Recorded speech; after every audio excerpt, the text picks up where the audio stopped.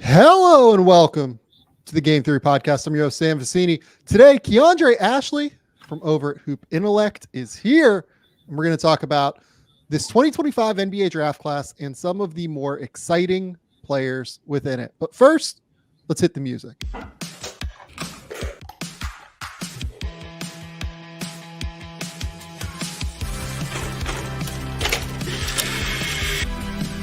They do have a timeout. Decide not to use it. Way downtown. Bang! Bang! What's this gonna be? Wow! Are you kidding me? Hello and welcome to the Game Theory Podcast. I'm your host, Sam Vecenie. Step and But if you watch the tape, what you will see completely orchestrated this game. Keandre, what's going on, buddy? Nothing much, man. Just doing my thing. Continuing to stay in the film pretty much every day, and excited to be back on the show.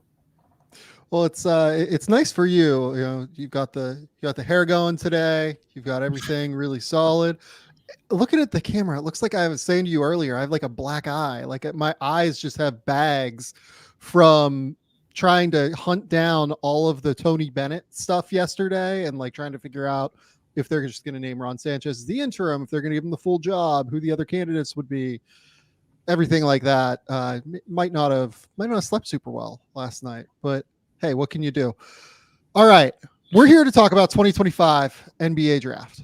So the question that I want to start with as we dig into this is just very simply, how do you rate this top group of players compared to past draft processes? Because I've seen some other reporters say that they believe this class is as talented a class as they can remember, like coming through the draft process, like within the top five. I tend to think it's a really good draft. It's a really good top five. But I don't think that, honestly, I think 2023's top five, largely because of Victor Wembanyama's presence, was stronger than this draft classes. Where do you kind of fall on that assessment of this class? Yeah, I'm somewhere similar to you on that. I think that there is obviously, I think part of it is what last year had, and it's kind of the transition from that that's kind of gotten people at least a little bit more excited to talk about the top of this draft, and that's kind of, I think, slanted their opinion of it in some ways. But I do think it's really good. Obviously, you've got Cooper Flagg and guys like Ace Bailey, Dylan Harper, and even, VJ and Traore and some others that could, potentially get into that conversation. But I think it's really good. I wouldn't go, as far to say like it's transcendent or is like so much different than other ones. I mean, I guess we'll see in time, but I don't necessarily see that being the case. Yeah, I think it's a really good class, but I think that all of the players within the group have like a fairly substantial flaw in some way, shape, or form that they'll just have to work through improving, right? It's not to say that they can't fix their flaws, because they absolutely can. Like Cooper is freaking 17 years old and is still learning how to create shots on his own, right? But we'll talk about that. Like that's a real thing that he's going to have to figure out. Ace Bailey's going to have to figure out how to get rim pressure. Dylan Harper's going to figure out. Dylan has explosiveness questions, and VJ has questions about like his left hand and his ability to play on the ball. And you can just look across the board. There's just a lot of players I think that have substantial question marks about where their game is, in a way that even in 2023, like I didn't think Victor did. And I mean, I'll ask you this question, at this point in the process in 2023, when Scoot Henderson was coming up, I think Scoot at that point was considered a better prospect than Dylan Harper and Nolan Traore and VJ Edgecombe, in all honesty, right? Yeah, I would agree with that 100%. I think, especially, revisionist history is always, totally. Yeah. Like we've seen the results. We know what it is now in the NBA, but if you remember that Victor Wembanyama versus Scoot Henderson game in Las Vegas, it was like, these are two franchise altering stars, right? Yeah, that was definitely the case, and I think coming off of that first year he spent with the Ignite, and then obviously into that big moment where they went head to head, and he was going at Victor, and you can make a case that he outplayed him in some ways in that game before he got hurt. He was definitely at least a level above what we've seen from Harper and Traore and those other guards to this point, in my opinion, at least. Yeah, I agree with you. So it's going to be really interesting to see where this class settles in. It could settle in as being better, I think. Maybe not quite. I don't think anybody's going to reach the level that Victor did as a Right. prospect. I think that is just the highest level prospect I've ever evaluated. I was not around for LeBron, so I'm not going to sit here and pretend that, I remember what he looked like when he was 17, 18 years old at St. Vincent St. Mary's, but I can, tell you I've been doing this for 10 years and that's the best prospect I've evaluated. And last year, unsurprisingly went on to showcase that he is this incredible player. The second question I want to ask you though is it feels like everybody has the same top 5 players in Cooper Flagg, Ace Bailey, Dylan Harper, BJ Edgecombe, Nolan Traore in some order. It seems like everybody has Cooper at number 1 and then the next 4 go in different orders for everybody. Do you think that this top 5 is as set in stone as it possibly can be this early in the cycle? Insofar as do you think anybody can rise into that top 5 from outside of this top group? Yeah, I've thought about that quite a bit, just kind of doing a rough board and going into the preseason and trying to find somebody who at least could compete for that. I'm not 100% sure who that person is going to be. I think that there's things that you could see from like a Kasparas, Jakucionis, like if he's Yeah, able to really show him improve and hit on some of his high points as a playmaker and the things that he's done as a shot maker in the past. I think he could get into that conversation, especially if like a VJ, for example, doesn't you know look the part on the ball and being able to create, and maybe the jumper isn't as proficient. I think he could be in that conversation. I think a guy like a long shot, if we're just talking strictly upside and just he's able to hit things and improve on a lot of things, would be like Jaeger Dimon at BYU, just from like a big creator standpoint. sure. That would be another one that I would at least throw in there. And then like I know you're not as high on Malawatch, but I think like Yeah. I don't know about top 5. I don't see him really usurping any of those guys, but like at least just getting into that top 10 sort of conversation, I think is doable for him. But other than that, it's just kind of a longer list of people. And I think back to your original question, the strength of this class to me is going to be what those next guys do and how Yeah.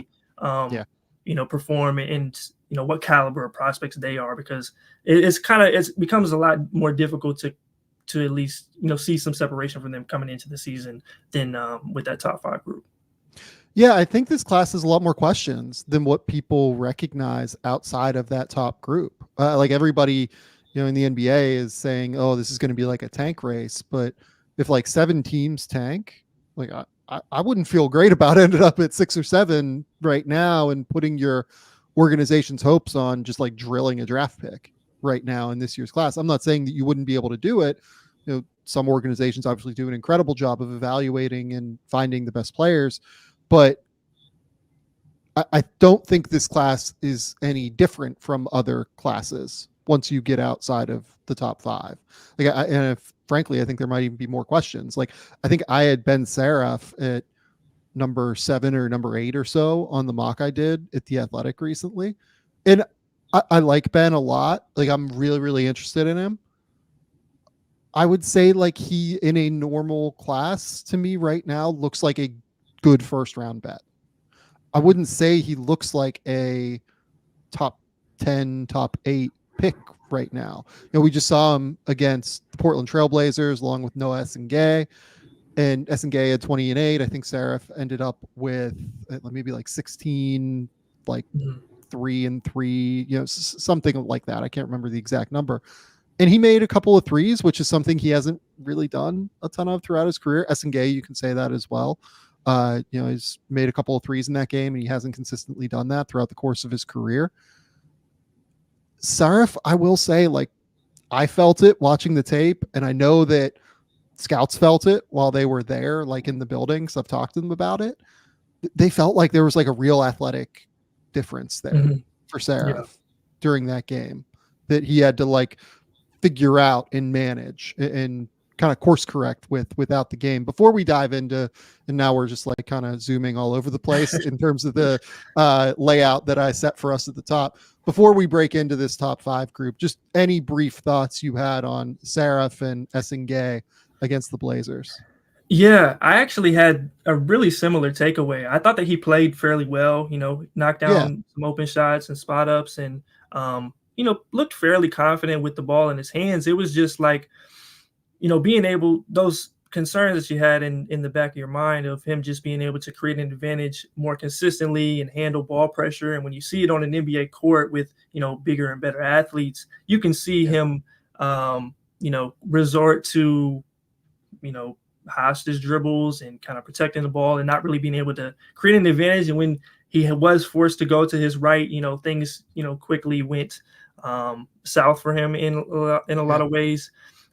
So, I like a lot of what he brings to the table in terms of his craftiness, pretty good passer in a lot of different parts of the floor and the way that he commands a pick and roll. I think he's a pretty solid defender too. It's just like that next step, especially for a primary ball handler and a guy who has had those questions as a shooter as he has in the past.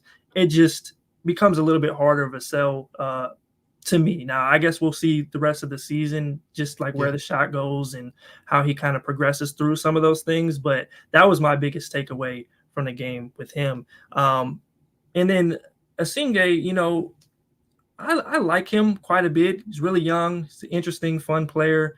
Even going back to last year, playing with the junior club, I thought that he was, somebody to really watch for this year. I'm not 100% sure what to make of him. I think that's my biggest takeaway. Yeah. Like, again, he's another guy who played well, but I'm not 100% sure what he's great at. And then he obviously has some shooting questions too, like the defensive versatility. Again, super young, one of the youngest players in the class. I'm just more curious on where exactly he, finds his fit in the half court offensively and how well he can adjust physically over the next couple of years. But that was my biggest takeaway for him. Yeah, like for me, it was what is Essengue's position? Because when I've watched him previously, I've felt like he's like a big, right? He's a like 4 or 5 hybrid. I've never liked the jump shot mechanics. Like I think they've always been terrible. I think his base is, and this is in the past, I think his base has been too narrow. I think that the shot motion at the top is like a little bit hitchy, all of that stuff. I will say this. I think that the jumper looked cleaner than I've ever seen it before.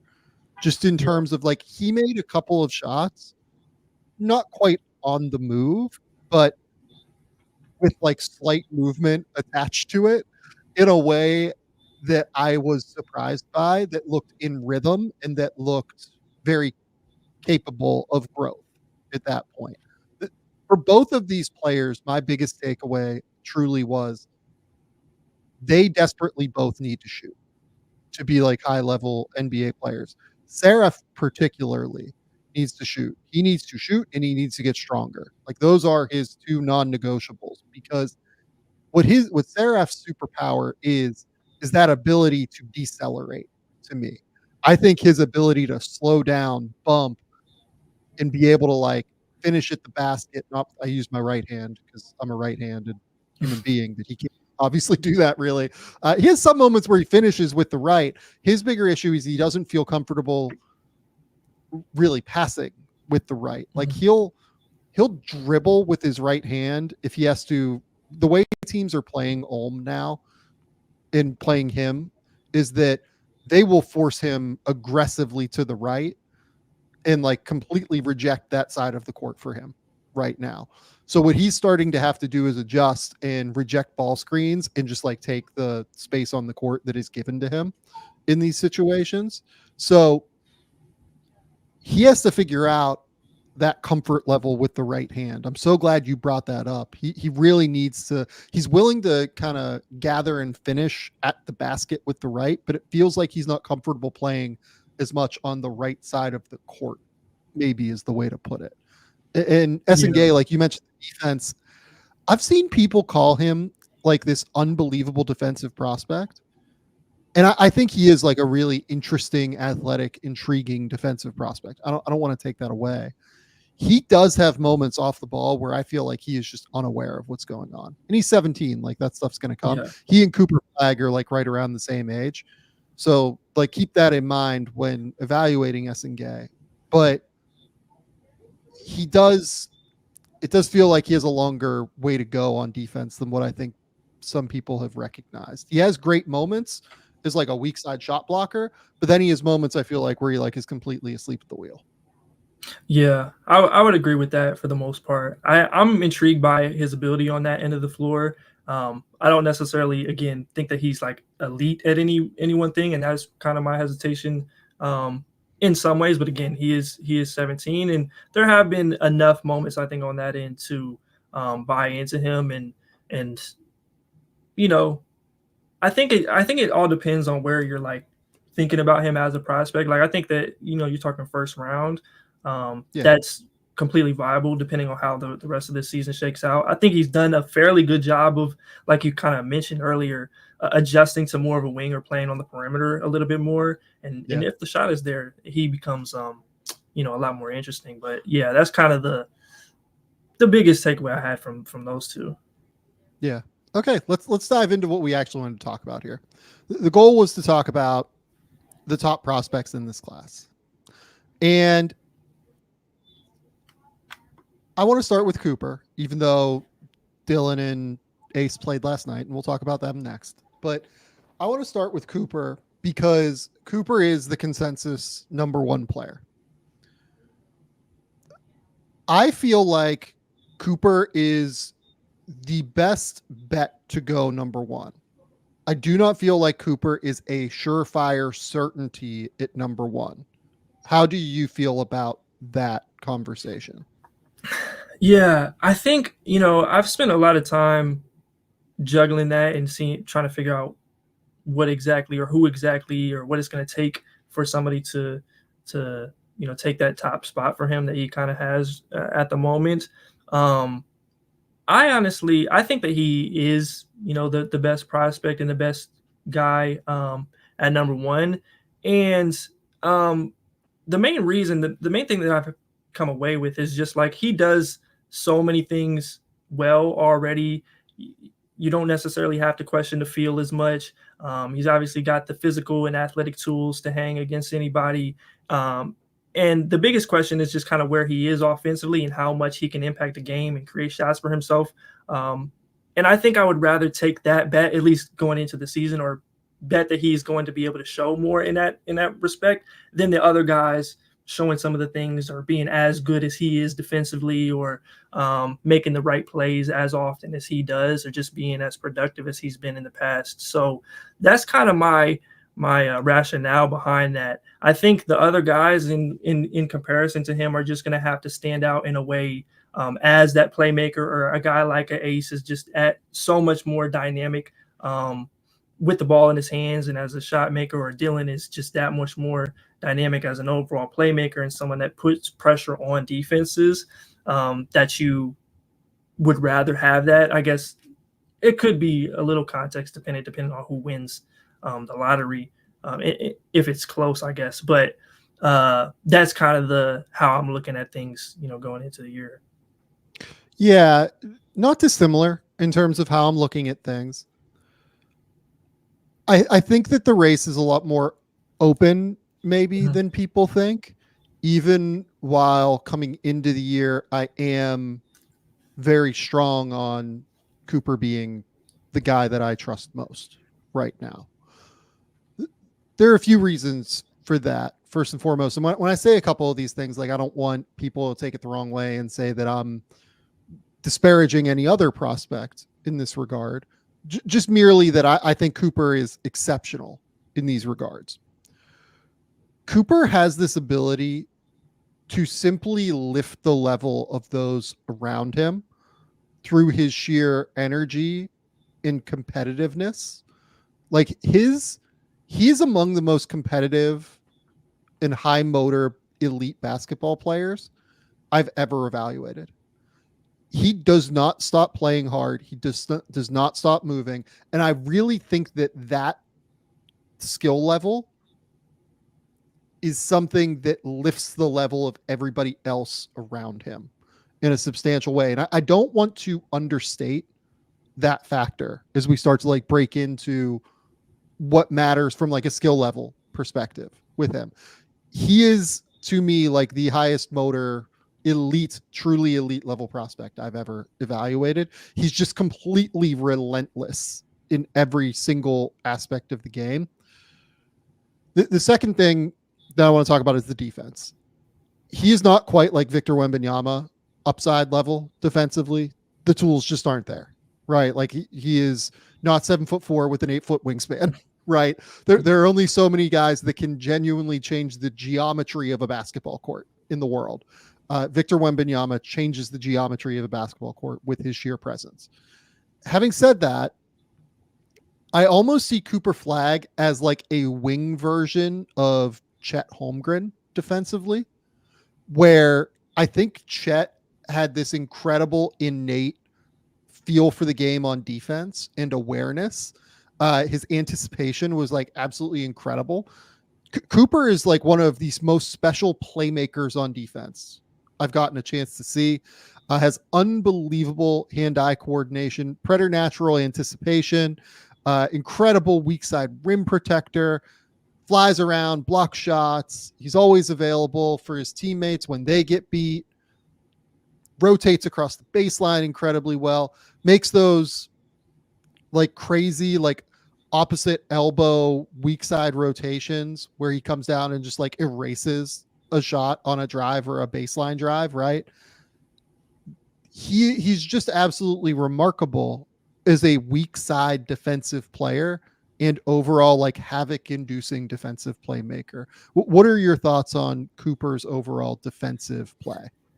Yeah, I agree with a lot of what you said. I think that the Chet kind of comparison for him as a sort of wing forward is pretty apt in a lot of ways. Like just the way that he's able to be in a lot of spots at once, and you don't necessarily, he doesn't do it in like the most, loudest or like the loudest way where, you know, some guys athletically just use, the 50-inch vertical or whatever it is, or just their speed to make plays. Like he just happens to be, not that he's a bad athlete or anything, but he just happens to be in the area and, has great feel on that end. I think that he's special on that end. My one question with him is just like, how good laterally is he in terms of like containing smaller players, and what type of wings and those types of guys that he can handle both at the college level and then into the NBA. I wouldn't say that he's not bad at that by any means.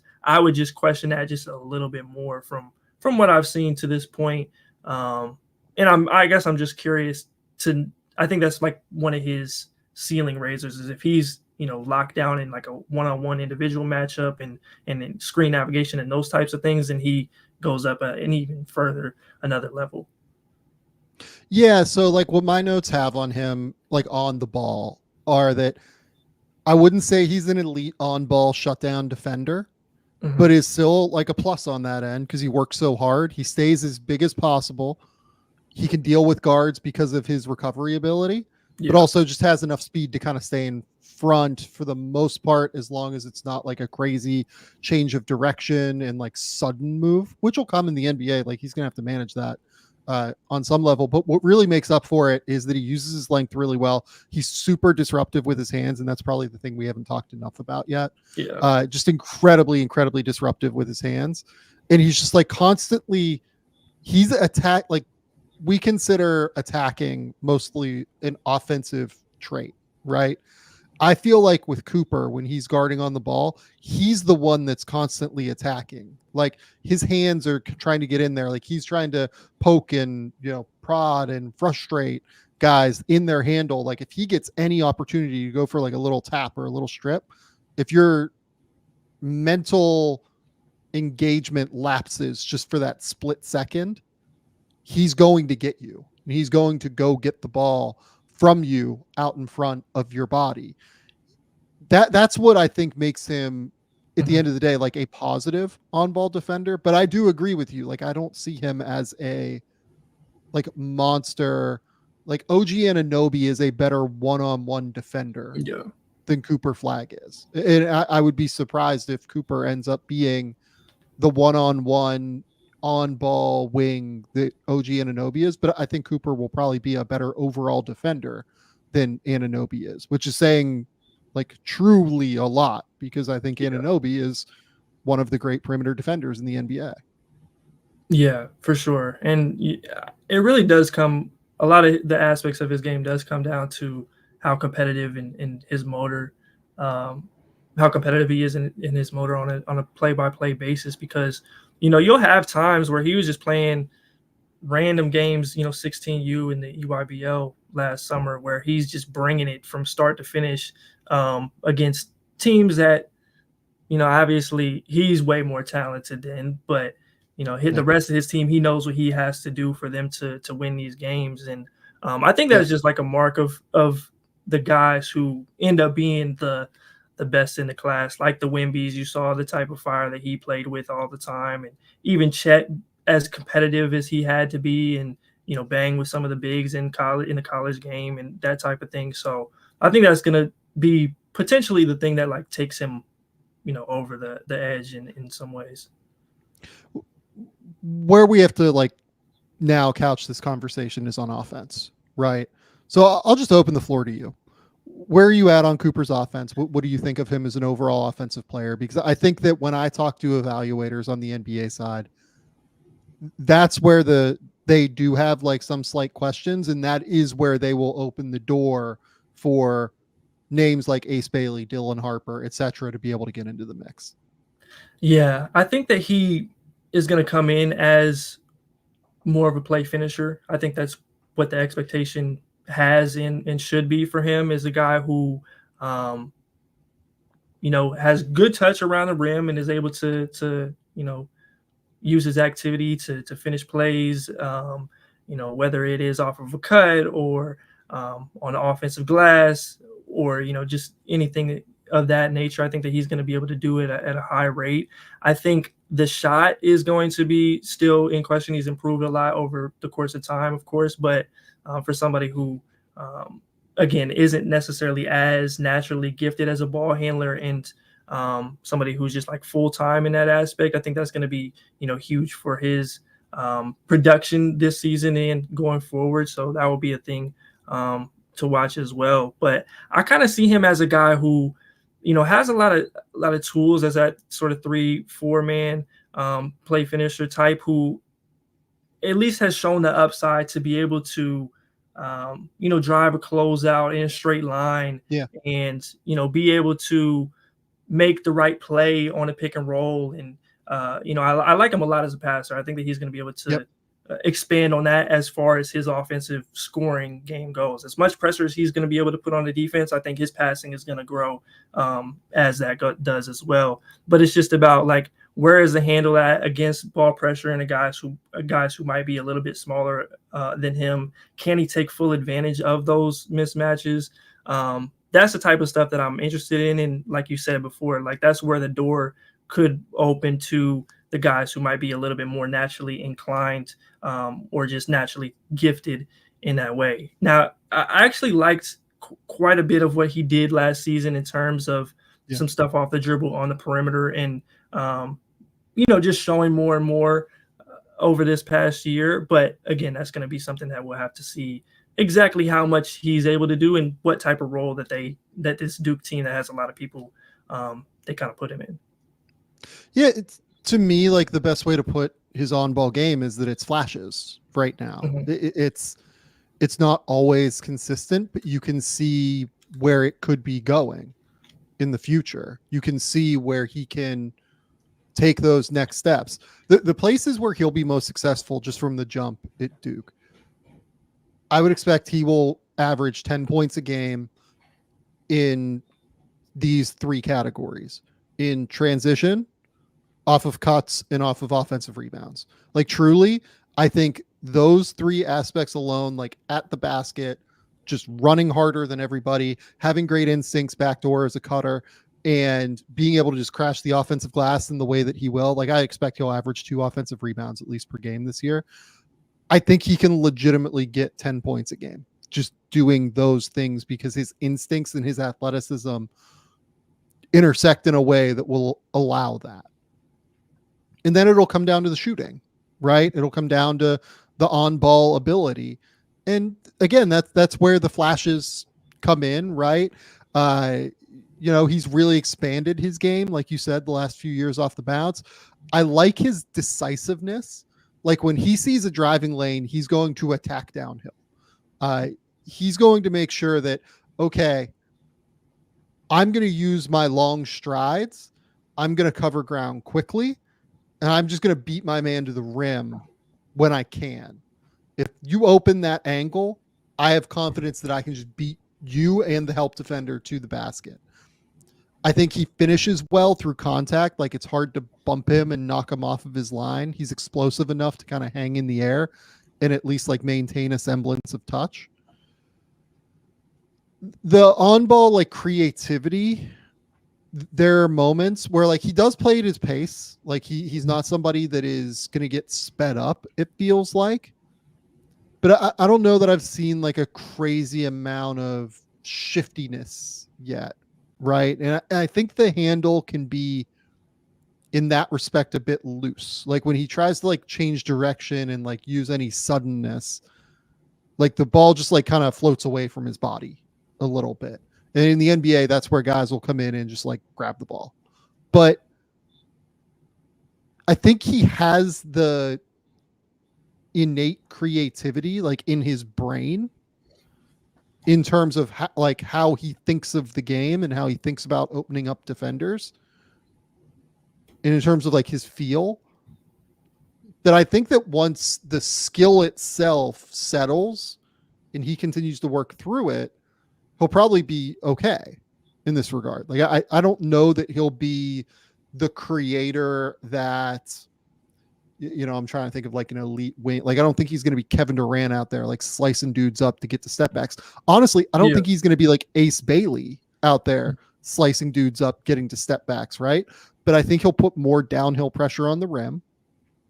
And I think he will generally be able to create enough shots where he is valuable. Maybe like, is the upside offensively something like we've seen from like Scotty Barnes, or like somebody like I'm trying to think like a bigger wing who isn't overly shifty and creative with the ball, kind of, but still just makes it work by being long and, using their strides and being able to get downhill. Yeah. I would see something sort of in that vein as well. I think, like, and with some of these other prospects as well, it's kind of like you're looking for improvement and something to build off of, especially I think with Coop and his handle and the creativity. It's kind of just like, can you get to certain spots on the floor and from different angles and take bumps and those types of things, whether it is in the pick and roll or countering, that type of stuff. That's the type of stuff that I think gets him to that next level, and ultimately the guy who is like the surefire number one pick, and there's not really much of a conversation about it, like a Wim, not necessarily the caliber of Wemby, but like a Wemby or some other guys that you see in the past. Yes. So like, to me, like, rating him next to previous number one overall picks coming into a season, I would say he is not quite as good, not the level of Victor. Mm-hmm. I would say he's honestly, like, coming into the season, certainly higher than Zion, but like the way that Zion rose throughout the year, it will take an enormous year for Cooper to be considered a better prospect than Zion entering that draft, the way that people were excited about Zion. But like, he is an elite level prospect. There are no two ways about it. He is genuinely one of the best prospects, in my opinion, in the preseason to come through a draft process in a while. And I'm truly excited to watch him play this year. Like I love watching Cooper Flagg. There's just no other way to put it. Like I really enjoy watching the guy play basketball. Yeah, I do too. He's one of those where, again, it can be hard to really dive into some of those EYBL games, and especially all at one time, just like to make a video. But like when he's playing, he's everywhere. Like he figures it out. So he's one of those that is actually always a fun watch. Okay, real quick before we move into Ace and Dylan, I think that our fearless leader here at the Game Theory podcast, GMAC Andrew Claudio, would be angry if I didn't flash up on the screen. Go follow the Game Theory social media channels, Game Theory Sam V, over on X/Twitter, TikTok, Instagram. Go follow all of those things, those platforms. Andrew does a phenomenal job of curating those and creating clips. Once the NBA season starts and once the college season starts, I will actually start popping like actual content on there that isn't just coming from the podcast. I promise that. But go follow all of those and go subscribe to the YouTube channel, please. Game Theory Podcast with Sam V, and go subscribe to Keandre's channel, Hoop Intellect. He does an amazing job. Okay. Next. Ace Bailey and Dylan Harper played last night. Really exciting. We got to see them play St. John's. For people who are unaware, NBA fans watching, this video, listening to this podcast, St. John's is a team that CJ Moore and I, we're doing a top 25 right now for the Athletic. We have St. John's in our top 25 to start the year. We think St. John's is going to be quite a good team this season. They're deep. They're long. They get pressure on the basket. They're athletic. They have a lot of talent.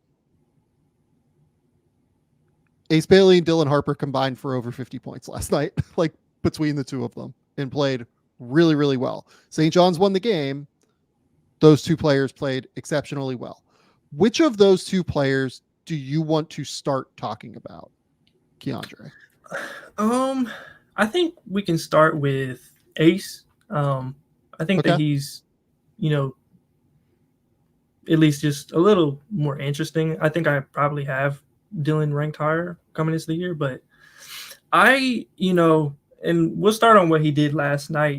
I think it was a lot of who he was in that singular game, the good and the bad. I think perfect encapsulation. Yeah. Like by everything. Truly.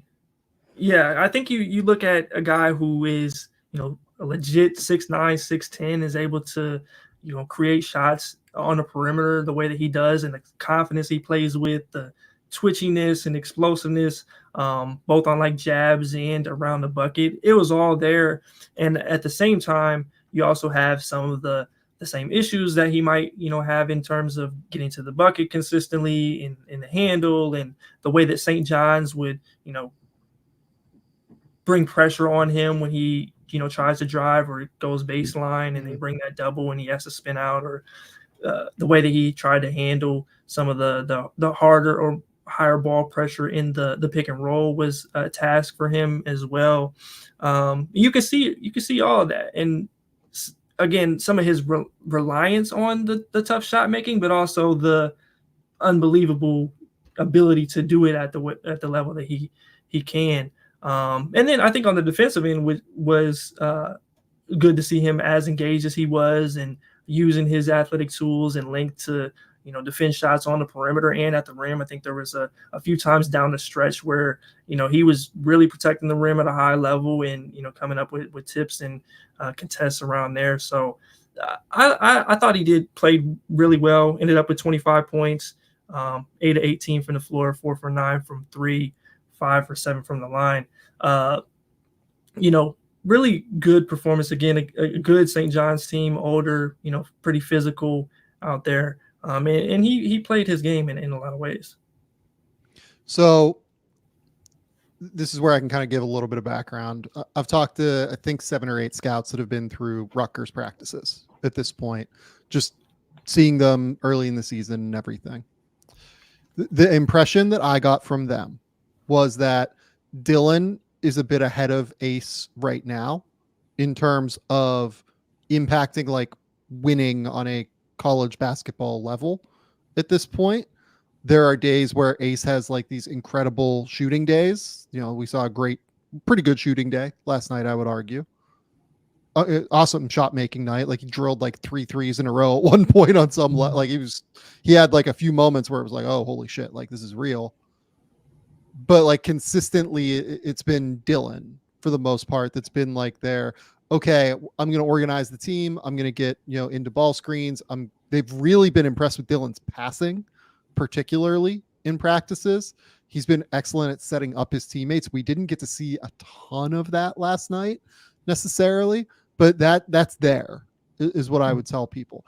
And I don't say that to slight Ace at all. I just want to say that Dylan is the one that when I've talked to scouts who have seen them like practice and probably talked to between the 7 or 8 that I've talked to, gotten a good blend of like what days they've seen them on practice, seen them practice, right? Overall, I would say that Dylan is the name that has popped a little bit more in terms of early season production in all likelihood. Now, even having acknowledged that scouts have told me Dylan looks a little bit better than Ace right now. Scouts will also in that same breath say to me, yeah, look, like Ace definitely clearly has the easiest pathway to challenging Cooper at number 1 because his tools are so ridiculous. He is 6'9", 6'10", fairly long arms. I don't know if it's going to be more than like +3 or so wingspan, +4 wingspan maybe, but long enough, right, to be considered having long arms. Real athleticism, like significant, substantial athleticism that he does at times access, but at times does not access. Defensively, it's been hit or miss, apparently, for Ace in practices, from what I understand. But there are moments where you just like jaw drop and like you go, oh wow, like holy shit, look at how much ground he just covered. So that's why, while I personally agree with you and I like Dylan Harper as a prospect a little bit more than Ace right now, it's why I put Ace at number 2 in the mock I did at The Athletic, because to a person, like just about every scout that I talked to was like, look, if we had to bet on a player challenging Cooper at number 1, I think we would bet on Ace because of the tools, not because of what he is now. And also because acknowledging that this is a long season and he's not a finished product. Does that make sense? Yeah. Like, does any of that it feels like I'm equivocating in a way, but I feel like that kind of gives context on where teams are with this kind of going into it. Yeah, that makes 100% sense. I think, you just look at him in terms of his upside. It is pretty ridiculous if he's able to hit on some of those things like the decision making, and it doesn't even necessarily need to be fully in this year. It's just more about like showing the signs and the flashes and being able to at least not have it be a debilitating part of his game. I think that's what a lot of people are going to be looking for in a lot of ways. But yeah, like I think just in the general, look at this class, if Ace was to put everything together that he's shown to this point, like, he has as much star upside as anybody, including Cooper, in my opinion. It's just more about like the things that he doesn't necessarily, or he hasn't done to this point, that I think could make his sort of perceived floor or, who he is as like a tough shot maker, tough shot taker in the league, that could be something that retracts from him or teams aren't necessarily as high on. If those other guys like VJ and Traore and Dylan Harper continue in the ways that they've shown. Yeah. So with Ace, let's talk about, you brought up the thing that's just abjectly maddening to me as a evaluator when I watch Ace. I think he might be. We'll start with the positive maybe first, and then we'll talk about what makes me frustrated with him. I think that he is one of the best step back pull-up shot creators at that size I have ever evaluated. Yeah. Point blank. He is unbelievable at getting to that shot, getting to his high release point, shooting over the top of defenders, and also having a real intersection of balance / coordination and explosiveness and like suddenness backward. His ability to create pull-up shots out of either on the wing or in the mid post, like he has a lot of moments in high school where like he'll mid post, like power dribble, and then like go up for like a Dirk fadeaway kind of thing with like his leg out, just create that little bit of space. And because the release point's so high, he's really effective in that regard. But his ability to create pull-up jumpers, which is a skill set that is incredibly important in the NBA, is significant. It is a significant gift for an 18-year-old basketball player to already have developed in this way.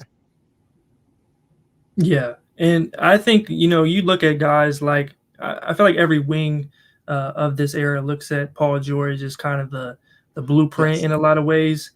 Ace is so significantly like far ahead of who Paul George was. Obviously, in college and then coming early into his career as a pace. But like that's the type of stuff that he's, already on the path of doing. And he's, he just turned 18 in August, I believe.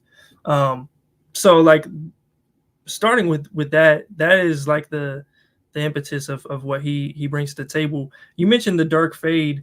I like a lot of that stuff he does in the mid post. I think, obviously in the NBA, you kind of have to be amazing at it to get those types of reps. I mean, we even saw like Jabari Smith do quite a bit of that at Auburn. Hasn't done, as much in the NBA to this point, but like Dirk fades. I mean, either shoulder, the balance, the coordination that he has adjusting in the air over, you put 3 people on him at times, some of that stuff that he was doing at McEachern, and he's still going to make it and not see anybody contesting him.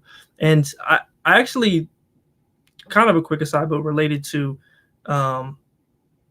when they were working out with Giannis in that video, he kind of touched on his, I guess lack of balance on the one-legged fade, because the way they were turning baseline and going, right shoulder.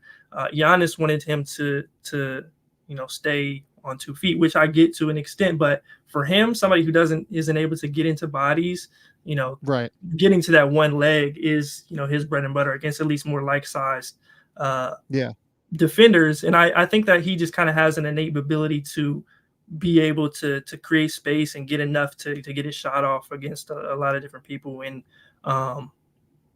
even if it is a little bit more unorthodox or less like textbook in some ways, but yeah. So let's talk about the concerning piece of it. Mm-hmm. The way I'm almost looking at Ace right now is like a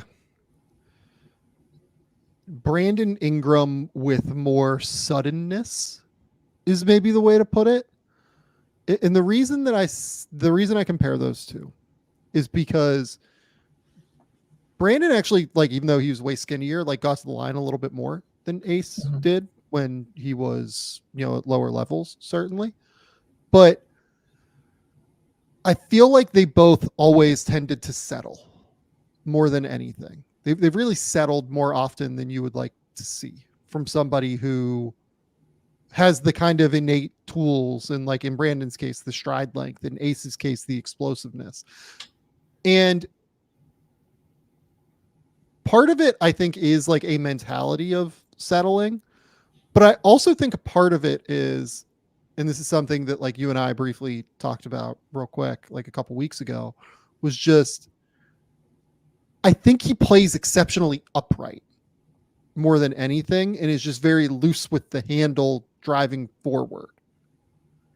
And I think that actually stops him from being able to access his athleticism in the way that you want him to as a player. Like, Cooper gets way more downhill pressure on the rim than what Ace does because he can access that athleticism. He plays with bend. He plays with force.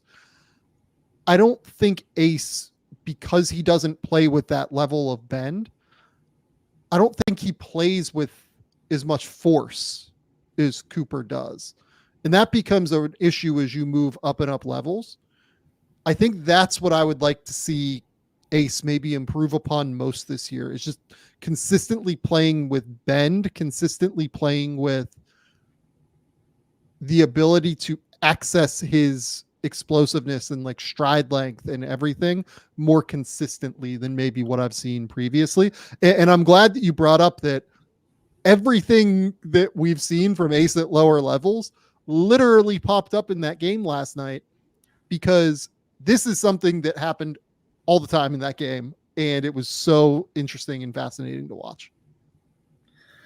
Yeah, I think, you talked about his bend and ability to, get lower, play with more force as a driver. I really do think part of it is mentality based. Like, just there's times where, again, he is so talented as a pull-up shooter and somebody who can, get to those fades and leaners going either direction, that he does tend to want to settle for those, instead of, like, there are times where he can just get to 2 feet, step throughs, play with bump euros. That's the thing that I think Ingram is a separator in some ways, because he has gotten really good at that. Really good is relative, but better at that than he used to be in the past. And even while not like getting huge in terms of like physicality, but like playing with things like that, getting to the line more, that's the stuff that I want to see. I think it will make him a lot less predictable, and somebody that you can just rely on a little bit more, because I think if the handle, if he's not able to generate as much or as many good looks in the paint and those types of things, it makes it a little bit harder to sell him as like your one of your primary playmakers. And I feel like he might fall into that sort of play finisher who can attack closeouts, and as long as the shot is there, still be able to be really effective as a scorer, but maybe not the guy who's like 28 points a game and really leading the charge in a lot of ways of the star wing in the modern league. But like, in saying all of that, like, that's the frustrating thing about him, but I still have him top 3 going into the year, and I think he can compete for that. Yeah, and like the all-star upside is there for Ace. Like, nobody is ever going to deny that. It's just there are things that he needs to work through over the course of this year, next year, throughout the course of his career at Rutgers and early on in the NBA. That's just a reality, and we'll see how it goes over the course of that. But I think that there's a wider distribution of outcomes maybe for Ace than there might be for like a couple of these other guys that we're going to talk about. And the problem with not getting consistent rim pressure is that his game often ends up looking more difficult than the other guys at times. The shot quality, he's incredible and makes them a lot, but the shot quality ends up looking quite difficult, and that can cause problems as you move up levels. On Dylan now, real quick, we kind of talked a little bit about what makes Dylan special. He's just like this incredible ball screen operator, incredibly high IQ player. Did you watch any of his, like, what was it, the under 16 or under 17 World Cup, where like that team was not very good? And like the thing that stood out to me that we haven't really seen a ton of from him previously was the passing. Like, he can really, really pass the ball. That's why, like, when scouts told me, man, like he's out there like really passing the ball this like preseason and practices and things like that, I kind of like, I get it. I see what's going on there, and I'm excited to learn more and see more about what he is going to be all about this year as a ball screen playmaker. But look, like Dylan's thing is going to be scoring even more than the passing as well. He's just an exceptional scorer and overall playmaker out of ball screens. What do you like most? Because you said you have Dylan at number 2, I believe, earlier in this conversation. Yeah, I think it's just the combination of things, just the ability to, operate in the pick and roll, be a positive shot maker on pull-ups, somebody who is able to use his frame and body to get to the bucket and score in traffic. Now, there are some questions that he'll have to answer in terms of explosion and finishing more consistently around the bucket. But you see that first, I think it was the first bucket of the night from him, with the right hands, taking the bump and also in finishing high off the glass. I think that was excellent, and the type of stuff that, makes him a worthy guy in that regard. And I also think just like the two-way ability from him, like when he's been engaged defensively, and you saw it last night as well, like, and his ability to hound people with his size and guard a couple different positions, I think could be a real asset at the next level, and a guy who could just, play a couple different roles depending on the context or other guards that are, or creators that are in the mix. Speaking long term, I do think that, like, he's never been like a huge stocks guy or someone that makes a ton of plays on that end. So that's something I'm really interested to see just in terms of his like stat profile. But in terms of one-on-one and just kind of, being in the right places when he's been engaged, or at least on a level that is going to engage him in the competition, it's been there, in my opinion. Yeah. So just like the combination of bigger guard who can do a lot of different things. And I've long been impressed by his playmaking. I think last night specifically, it was just like they were hard hedging. He kind of had to get to that release valve quicker to keep the ball moving. And then their offense was stagnant early in that game. So it felt like he kind of tried to force things and, like, collapse the defense more than like trying to make the play. But I'm really curious to see where he goes in that respect too. Yeah, and I'm interested to see how teams play him this year, because this Rutgers team, I don't want to say they don't have a lot of talent around Dylan and Ace, but like I feel like Ace's game is a little bit more solitary maybe than Dylan's is, in terms of just like, okay, I can get a pull-up jumper basically whenever I want. It makes it where he is not as dependent upon the other players as Dylan is, as like the primary ball handler who is playing in ball screens, who on some level, needs the space to be able to operate in those actions. And in part that might make people a little bit more excited about Ace Bailey, right, at the end of the day. But I think that it'll be interesting to see how defenders play Dylan throughout the year, because if guys like Jordan Durkak and Zach Martini don't prove that like they need to be closed out on his shooters, and Martini at the very least like should be at least a guy who can shoot. Like that's the whole reason I would imagine that they recruited him. It will be hard for Dylan to have that space. So that's the first thing that like immediately stood out to me beyond his own skill, was just the situation around him and the way that St. John's was kind of able to force him to make a different decision than being able to like really create with the ball in his hands. Even still with that, I mean, I think he had 25 points. Like he was outstanding. He went like 8 for 15 in the game and was like awesome and was like very consistent and was polished and was sharp. His footwork is unbelievable. His handle's unbelievable. He loves, like this early pick, or like the early spin move, like right before he hits the foul line. He loves to be able to set up guys one way and then counter the other way and counter back. Like he can string moves together super impressively.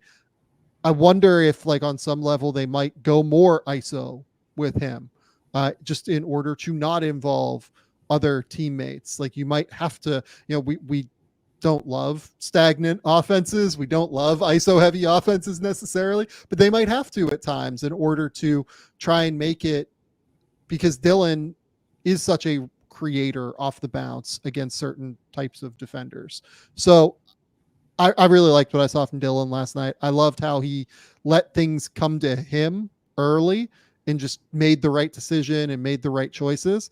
And then, like you said, later on, it felt like he kind of aggressively tried to imprint his mark on the game and was successful in doing that as well. I think he can just play in a variety of different ways. that makes me really excited about him. Yeah, I think he also, I would add to that, he looked good, like in shape. He looked spry. Obviously coming off of the knee procedure he had earlier this year. I was a little bit curious to see if that would hold him back in any way. But he looked as good as he has at any point in the past.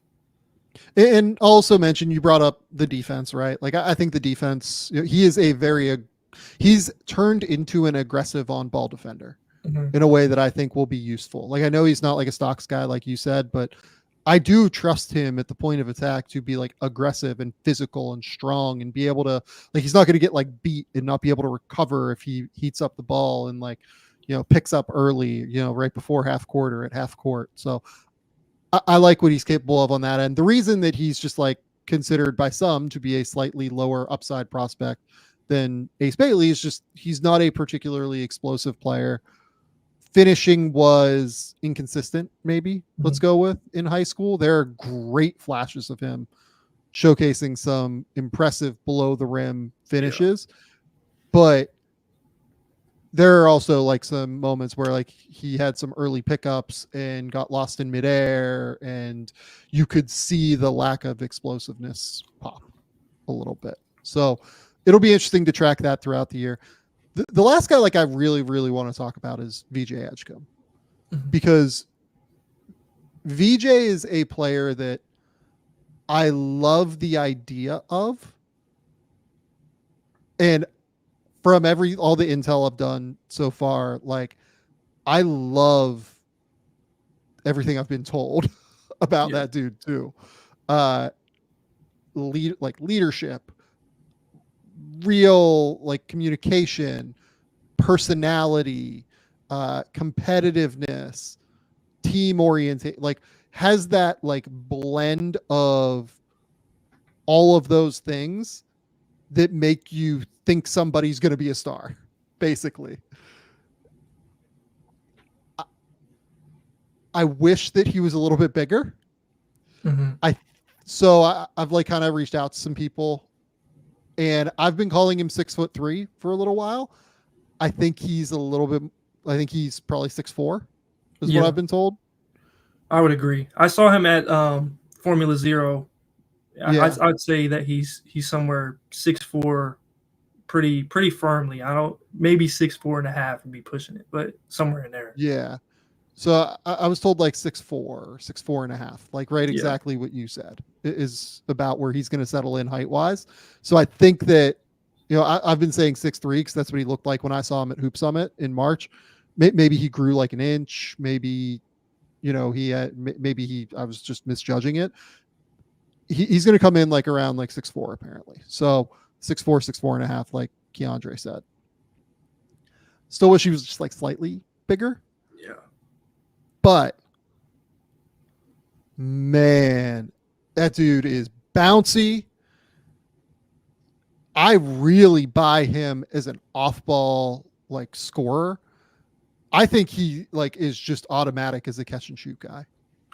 Like truly, like people will question the shot mechanics and people will question the percentages because the pull-up hasn't been elite yet. But I think that he is like a serious catch and shoot weapon where if you leave him open, it's curtains. Like that ball is going up and that ball is going in. The mechanics are repeatable. They are consistent. They are simple. There's nothing concerning there at all whatsoever. I think that dude is like a lights out off ball scorer. My questions come off the ball. So where do you settle on, or come on the ball? I'm sorry. Where do you settle on VJ coming into this season at Baylor? Yeah, I agree with a lot of what you said. I think he's as Baylor a top 5 prospect could be as possible. You know what I'm saying? Like he's as perfect a guy for Scott Drew, and also has, that level of talent. So I think that's going to be a perfect fit in that aspect. And, I agree, high level off ball scorer. I talked to a lot of different people about this, but like, there's been a lot of questions about his shot, but then when you look at the percentages, like he's been around 40 on high attempts in multiple settings over the last couple of years since he's kind of made his ascendance. So like I think that that's going to be there, and if that's there, it opens up what he's able to do in terms of straight line driving and that type of thing, and using his athleticism. But like you said, like the biggest question is on the ball. I think that he's going to be able to do that stuff. Everything else is kind of a work in progress to me. Like the pull up has not been there hardly at all. And obviously both percentage wise and just in terms of his comfort and like transitioning and pickups, that type of stuff hasn't, been as smooth as you'd like it to be at this point. Again, for a guy who is like 6'4", 6'4.5", somewhere in there, and is like mostly wing. Like if he was 6'6", I think some of these concerns would be like, oh, he can figure that out over the course of those first couple of years, but it becomes more of a pressing issue if he is, more real guard size, especially with how much bigger guys are getting in the NBA now. But yeah, I think you look at that, and he has moments like in the Bahamas. There was times where he's stringing together moves, and he has the fast twitch and stuff to get past guys. It's just about the handle more consistently and kind of picking and choosing his spots and really, putting all that stuff together that I think is really going to be the ultimate determining factor in, who he is as a player. But yeah, like there's a lot of pieces, another high motor guy, like just somebody I think has a great floor, and at the end of the day is going to contribute in the NBA, in my opinion. I think he's going to contribute. It's just about like all the other stuff that kind of determine him. I'm gonna bring up a name here, and I think people are gonna think about it some type of way, and like think I'm underrating him, and I really don't mean this to underrate anybody. I almost think he's like Cason Wallace if you gave Cason Wallace like super jets athletically, right? And that player, by the way, like has an all-star upside to me. Like Cason Wallace with like super jets athletically is unbelievable to me.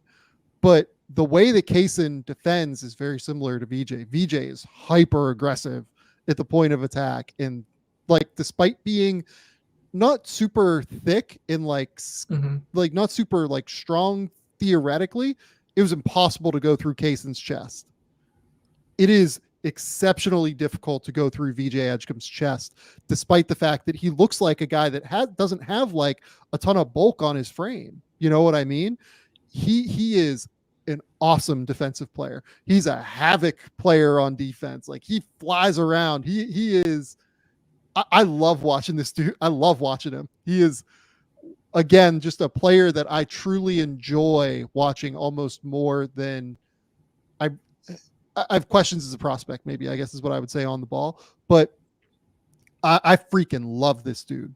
And if you gave Cason Wallace VJ's vertical pop, where I think VJ will enter the NBA as like a 1%, top 2% athlete, purely in terms of vertical pop. I don't think he's quite like a top 1 or 2% athlete in terms of quickness, but and like on the ground quickness and lateral ability. But in vertical pop, like he has that. Like he's a serious joke athletically. If you gave Cason Wallace that dude's like definitely a top 5 pick. It is like a total joke to me. Yeah. What do you think about the Oladipo comp, at least coming into the NBA? So it's interesting because like Victor was like a 3-year college player, right? Yeah. And it took Victor like a little bit of time to really develop into what Victor eventually became. So if we're considering like and VJ's a little bit older too, like we should mention that like VJ, I believe, will be 20 on draft night, right? It'll be like right or turns 20 right after or something like that. Yeah, something like that. So like VJ is like slightly older than these guys. So maybe the Victor comp is, applicable in the way that you're bringing it up here. But I don't disagree with that. I think that's an interesting name to bring up. And Victor was an all NBA player that just got hurt, right? And that ended up sapping his career. If you watch Victor at Indiana, I mean, my goodness, like that dude was a joke. The other thing I will say from everybody I've talked to about VJ is like, you can see this in his trajectory. He was not a high level recruit when he first got to Lehigh, and then up in Long Island Lutheran in New York. He got there for his junior year. and then continue to just grow and grow and grow and grow and get better and get better. From what I've been told, like his work ethic is freaking insatiable. Like that dude is playing hard. That dude is going physical and like he is 3 a days, like going is trying to get as much better as he can, as quick as he can. Like he loves it from what I've been told. So you combine that with the athleticism, you combine that with everything else that he brings. It's hard to bet against him on some level to me. Like it's kind of impossible to bet against him. And yet when I watch him on the ball, I get worried. Like I just do, because particularly like, you sort of brought up the left hand, but like I really worry about his left hand. Like it's just not there yet. Whenever I see it, it is, even if you like pressure him, if you pick him up at like half court and pressure him, I feel like struggles to put the ball in his left hand and like play through contact with his dribble. That's my worry with VJ, is can he consistently improve that left hand and get to the point where he can play through that contact and be able to play at a higher level? Yeah, I think that, he had a couple moments, just speaking of seeing him at Dame's camp at Formula Zero, where he was getting better using that left hand. There was there's one play in particular against, they were doing like these 3-on-3 drills against Jalil Bethea. He was pressuring him out there. And, he took it initially, and it kind of seemed like in the past he might have, passed it off or something, but continued driving, got there, finished with the left. Obviously, there's no help side when you're playing threes or fours, but it seemed like he was making progress. That is going to be a huge thing for him, because sometimes in the past, when he was at Lehigh, it just wasn't there at all. Especially like just at the bucket, and he'll do some crazy things athletically to get it back to the right hand. He might finish it, but that becomes a lot harder at the next level. But yeah, I think again, going back to the beginning of things, like I just think he has enough tools. I think we haven't mentioned like his passing and transition, I think has been pretty intriguing as well, and just like making an extra pass, pretty unselfish. It's just about like, can he do enough as a creator and pull-up shooter and those types of things, to his touch, on floaters or in between type of stuff too as well. Yeah, totally. And the other thing I will note, having watched him at Hoop Summit, you mentioned seeing him at Formula Zero, the ball screen game I think has also really improved. Like he is a lot more comfortable playing at his own pace, like getting into the middle of the court and playing at his own pace there, and not being rushed there, right? Not being, kind of sped up and like getting bumped and getting moved off the ball. And like, I think he hit some impressive skip passes when I saw him at Hoop Summit. Like you saw him, drill that cross corner kick out pretty effectively. Like he was able to maintain his patience and poise in the lane, despite, a lot of guys that are questionable in some way, in the ways that we've brought up questions about VJ, sometimes struggle with that speed of the game and the ability to slow down. He doesn't have that issue. I am a fan of VJ and his potential in ball screens, but you need to have like the skill level and the skill sets to be effective there once you get to the NBA. The last guy that like we're going to talk about at all is just Nolan Traore.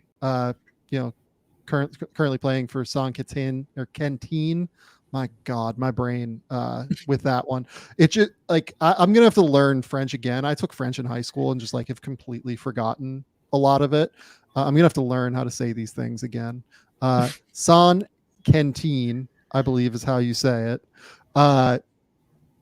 Been a roller coaster, I would say, early in the season for Nolan, and I would honestly say that like his under-18 World Cup, I wouldn't call it underwhelming, because I think that there were situations in terms of the team around him that caused him trouble. Like they played all of Noa Essengue, Yohan Beringer, and Mohamed Diabate next to him. And those guys are all like 4s and 5s that can't really shoot right now. So every time Nolan drove, he was just driving into a packed paint with like 3 dudes, and he still led the competition in assists. He still found a way to get his teammates involved and make them effective. But like, I didn't think that the scoring was particularly impressive within that competition. And then gets to San Canteen this year. And again, it's just been up and down when I've watched him. I don't want to say it's been good. I don't want to say it's been bad. There are games where he is like scoring 25 points, and there are games where he, like his first game, I think he went like 1 for 10. What have you thought of Nolan Traore so far this year? Yeah, definitely been a lot of ups and downs, a kind of a mixture of what he's really great at and what, he currently struggles with in some ways. I think I've still been really impressed with his ability, his command for the game as a playmaker, and ability to drive and get to spots on the floor, and just kind of seeing his growth at this level. I think early on, when they were really hard hedging, that took him completely out of his game in those first couple matchups, and he didn't really find solutions. I think as he's gone up against drop and teams undering, he's pulled up from 3 as much as I've ever really seen him, and looked really good in some of those games. I think he shot like 10 threes in one of those, if I remember correctly. Did it with a lot of confidence, pulled up in transition as well. But that's still going to be one of the main questions for him going forward is, where is the shot at? How aggressive can he be as a scorer? And then also, things like, finishing at the rim with his left hand, things like, handling physicality and holding his own defensively, or I'd say making an impact defensively. I think he's like neutral most of the time out there. Yeah. But yeah, it's just been kind of a interesting look at him so far this year. I think that he's at least made progress in terms of scoring and finding comfort on that end. But like, there's a lot of pieces I think he still is going to need to put together, which is not, I wouldn't say I'm necessarily surprised by that, but for me, it's at least progress from what we saw, playing in FIBA. It looked a little bit more like some of the high moments we saw, like in the Adidas, previously, and that kind of, raised his profile even more. So, yeah. Yeah. And where, overall I'm at with him is like, I've seen like people say he looks like a many-time all-star point guard and all this stuff. I'm not there with that yet. Like, I think he looks like this is like probably a starting point guard in the NBA. Like he should be that level with upside beyond that if the shooting comes along, and the finishing craft, which again has been great truly great in some games, and then in other games has really not been there at all, really. And if he can develop an in-between game, I really, really think there's a good ways to go still. And there's a wider range of outcomes for him than what I think other people think. And I guess what I would say is like, I'm not unconvinced. I want to see Jakucionis early. Yeah. When I watched under 18s, because they played in the under 18s, and they both, played quite well in their game at the under 18s. I think there's like a real chance I end up with Jakucionis higher than him. It's kind of transitioning back to the early question I asked you. Everything I've been told about Jakucionis at Illinois, everything that I've seen at the under 18s, everything I saw at Hoop Summit when I saw Jakucionis play, I don't know, man. That dude's very much my style, I guess, in terms of like super high feel for the game, incredible passer, great size. I buy the shot. He has like kind of a funky shot where like he's doesn't short arm it. He like aggressively cups it like on the follow through. I think he's going to be just a stud this year at Illinois. From everything I've been told, like I'm expecting it. Yeah, I think like if he is more complete of, a shot maker in all facets, and we kind of saw that in their matchup, just the ways that he's able to get the things and can match him maybe in other solutions. He's not as quick or as bursty as Traore, but if he can match him in terms of like drawing to and getting to the paint, putting pressure on the defense in that way, I think that he could definitely get into that conversation. He'll be fairly high on my board entering the year too, because I think that I've also heard, some rumblings just like of how competitive he is and his sort of killer mentality and the ability to kind of take over games and stuff, which I think is pretty impressive for a guy who, and I think I tweeted this recently. I think he could be as successful in international, a true international prospect is in college basketball since Lauri Markkanen. I don't count the Canadians in the same way who played in like, the UIBL and stuff, but that would be, one of those guys. He would be up there for me. So yeah, with Traore, I think like he has all-star upside to me. I think if we, he hits on some of those things we talked about, but like it's not as cut and dry for me, at least at the moment. I kind of still want to see some certain things. There's just like a longer road for him to get to that level, I think is the way to put it. Well, look, we've seen guys get drafted in the 40s, become MVPs, and we've seen guys get drafted in the 20s, become all-stars, right? Jimmy Butler went 30th and went JUCO to start and became an all-NBA player that, assassinates the playoffs every year, it seems like, when he's in there. So like guys can come from anywhere. Like any player has all-star upside. It's just what is the road for them to get there on some level, right? Look, like Kasparas Jakucionis is like one of my favorites in this group, and I'm super, super excited to watch him. Look, the last thing that I feel like I have to hit on while we're here is just like Tony Bennett retired, right? And look, Tony Bennett, like I've gotten to talk to him a couple times. Like everything that people say about him is true. Like just an incredible, great guy. Looks you like doesn't take it for granted when you talk to somebody. Like some coaches with media this is an obligation, right?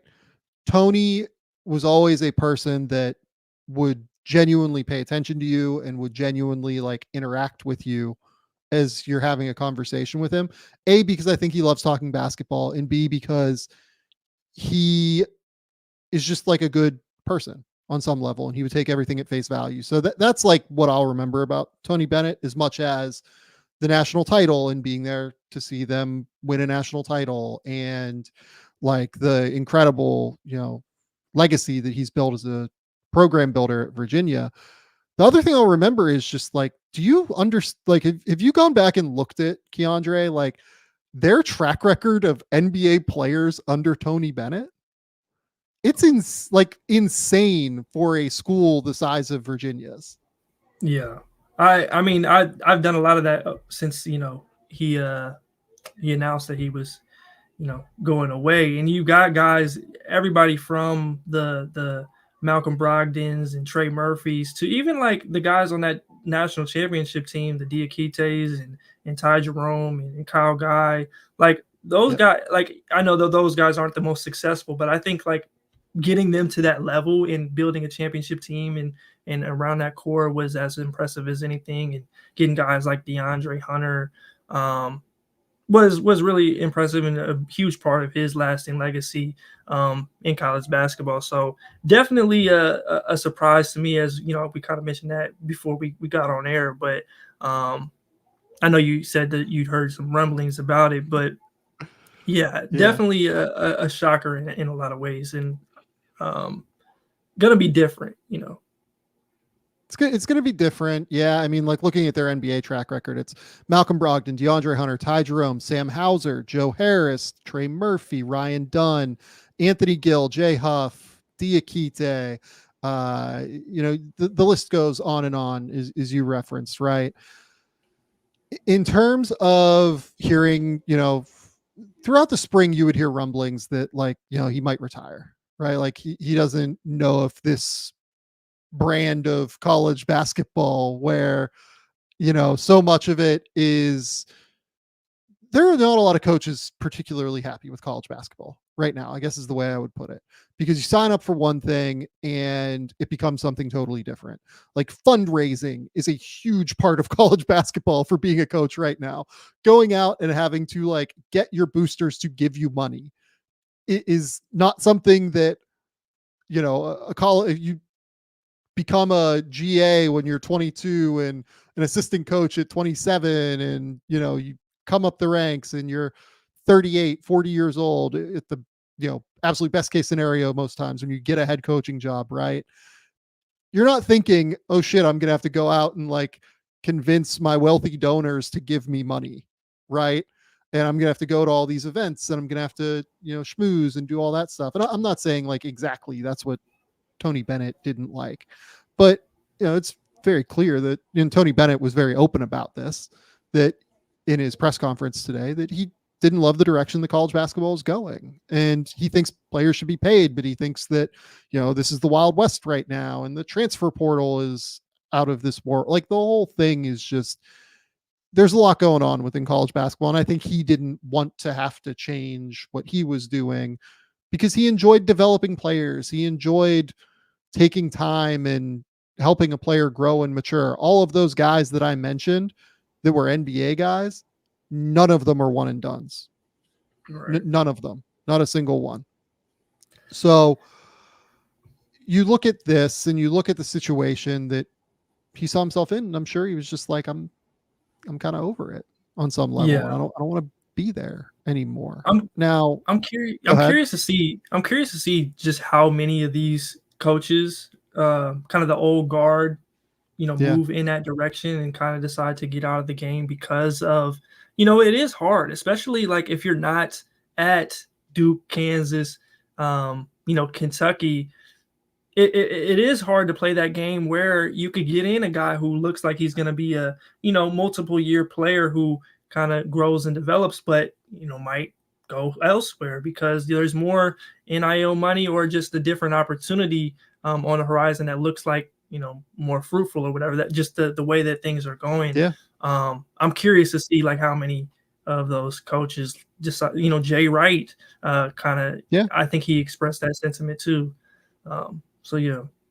Yeah, I mean, I think Coach K saw it. I think, you know, Jim Boeheim was probably coming up near the end anyway, but, you know, I'm sure that was a thing that was happening. And, you know, Roy Williams saw it coming and ended up leaving. Like, we're starting to, like, those guys are fading out of the sport pretty quickly in a real way. And it'll be interesting to see what college basketball becomes here moving forward. Like Tom Izzo is maybe like the next, you know, old guard guy, right? And Mark Few is another one in the, like, Mark Few is, you know, I know that Mark Few and Tony Bennett are friendly at the very least. I don't know like how close they are necessarily, but I know that they're friendly at least. And, you know, I'm sure that, you know, they've had conversations about the way that, you know, college basketball is going, right? So, and Gonzaga for years has been a development program that, you know, they hit the transfer portal more than most. And I think they're probably more comfortable with having those kids in, but they like having kids for multiple years and like getting a chance to grow and develop them. And, you know, it's hard to do that for more than 2 now, it feels like, realistically. So it'll be interesting. You're 100% right. I will say, this is one thing that has to be said here. This dude bouncing 2 weeks before the season starts wild. Yeah. It's pretty wild. Like, imagine you're Jalen Worley or like somebody like that just transferred into this program. You think you're coming to play for this guy that has gotten all these players to the NBA, and 2 weeks before the year, he's like, nah, I'm good. I'm going to call it, or I'm going to leave, you know, whatever his reasonings were, be it didn't feel like being there anymore, wanted to make sure Ron Sanchez got an opportunity to get the job full time from him. Whatever it is. If I was somebody like that, I'd be pretty pissed right now. I'd be pretty mad because I chose my college based on one thing, and now it seems like it's a different thing. Yeah, that's just a tough position to put those guys in. I mean, you know, you respect the decision, I guess, and yeah, you know, he has the will to do what he wants, especially being grandfathered in as long as he kind of has been over there. But it's still just you put them in a rough spot. Yeah, I completely agree. Look, I did a thing over on The Athletic. You can go read that about coaching candidates at Virginia if Ron Sanchez doesn't win the job. Two names I got most often were Ryan Odom and Mitch Henderson. Ryan Odom at VCU, Mitch Henderson at Princeton. But I think that they'd open it up pretty nationally if Sanchez can't win the job. But it seems like Sanchez is going to get every opportunity to win this thing. So we'll see what happens there. Keandre, tell the people where they can find your work. Tell the people about your YouTube channel, about anything you want to plug here in these last 30 seconds of the show. Yeah, so you can find stuff I do on YouTube. A lot of draft content, NBA related content on occasion, and then we've got some stuff coming on the website over the course of the year. I'll probably be doing some breakdowns in written form as well over there at hoopintellect.com, and then obviously on Twitter, putting up a lot of different content. So yeah, you can follow me at all those different channels. Keandre is the best. I would recommend you go follow and subscribe to his work. Also, go follow and subscribe to all of the Game Theory social channels. Our fearless leader here, GMAC, Andrew Claudio, has done a fantastic job since taking over as the producer of the show and setting all of these channels up for success. Game Theory Sam V over on Instagram, TikTok, X/Twitter, whatever you call it now. Go subscribe to those as well as the YouTube channel. Go to The Athletic. Keep me employed over there. You'll be able to read about Virginia coaching candidates. You'll be able to read about top 25s at some point, maybe next week. You'll be able to read about NBA draft prospects because I did a mock draft last week. All of it's there. So go to The Athletic. We'll be back on Sunday with Bryce. Until next time, we'll talk soon.